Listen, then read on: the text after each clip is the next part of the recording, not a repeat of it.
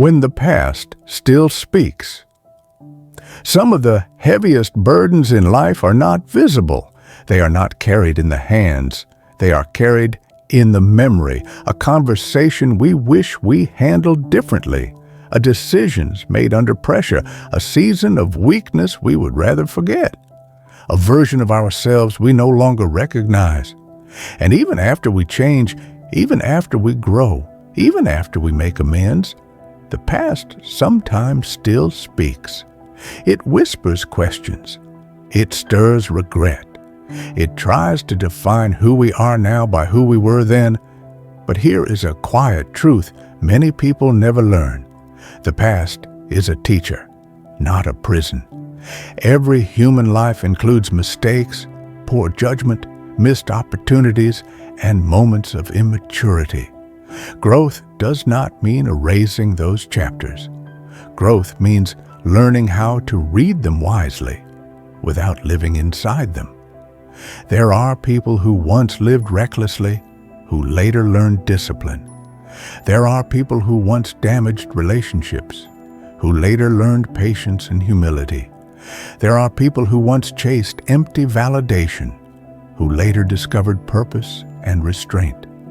Not because their past was perfect, but because they allowed it to refine them rather than define them. One of the greatest dangers of constantly revisiting the past is that it steals the energy required to build the future. Regret can quietly become a form of self-punishment. Guilt can become a voice that says you are unworthy of progress. Shame can convince you that growth is temporary and failure is permanent. But transformation is not measured by how flawless your history is. It is measured by how sincere your direction has become. There is deep wisdom in learning from yesterday without living in it. The past can teach caution, humility, empathy, and wisdom. It can sharpen our conscience and strengthen our boundaries.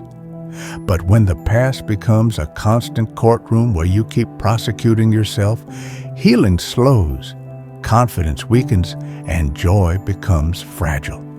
Healthy reflection produces clarity. Unhealthy reflection produces captivity. If you have taken responsibility for your mistakes, if you have made efforts to repair what you can, if you are actively choosing better habits, better thinking, better values, then you are not standing still, even if your emotions sometimes lag behind your progress. Growth does not always feel dramatic. Sometimes growth feels quiet. Sometimes it feels slow. Sometimes it feels like simply choosing what is right, even when no one notices. But steady progress has more power than emotional intensity. There is a powerful principle in life.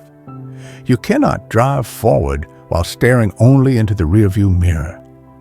The mirror helps you avoid repeating danger, but the road ahead deserves your primary attention. Your past may explain parts of your story.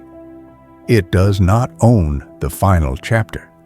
Wisdom teaches that people are capable of renewal, self-control, and meaningful change when they align their thinking with sound principles and consistent action.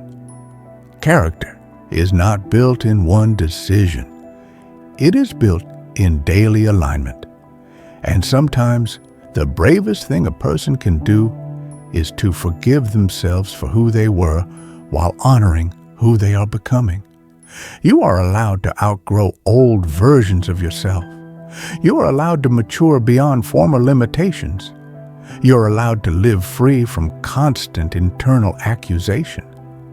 Your past can sharpen your wisdom, but it should never shrink your hope, because the future does not belong to the person who never failed.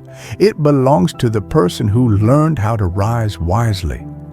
If this message encouraged you or brought clarity, subscribe to The Inner Life for more reflections that strengthen your thinking, relationships, and inner growth.